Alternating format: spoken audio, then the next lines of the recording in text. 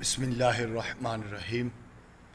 اگر آج رب ذوالجلال نے انسان کو اولاد دی ہے تو دعا کیا کرو کہ اللہ تعالیٰ اولاد کو نیک بنائے۔ اگر انسان مر جائے تو مرنے کے بعد اولاد نماز پڑھے گی تو اس کا ثواب ماں باپ کو ملے گا، قرآن پڑھے گی تو اس کا ثواب ماں باپ کو ملے گا۔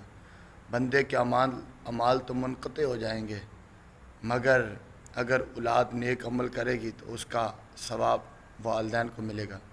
حضرت عیسیٰ علیہ السلام ایک قبرستان کے قریب سے گزرے تو دیکھا ایک قبر والے کو بڑا عذاب ہو رہا ہے۔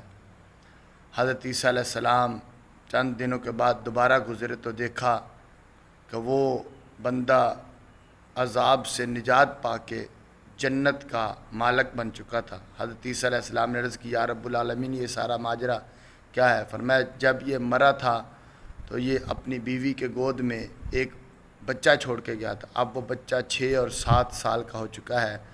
اس کی ماں نے پکڑا اور ایک مولوی صاحب عالم دین کے پاس لے کے گئی کہ اس کو اللہ کا نام یاد کرواؤ، تو فرمایا وہ بار بار بچہ مجھے بسم اللہ الرحمن الرحیم پڑھ کے رحمان اور رحیم کہتا ہے، تو فرمایا مجھے میری رحمت جوش میں آئی کہ اس کے بچے نے مجھے رحمان اور رحیم کہا، تو میں نے اس بچے کی وجہ سے اس کی بخشش فرما دی اور اس کو جنت کا مالک بنا دیا۔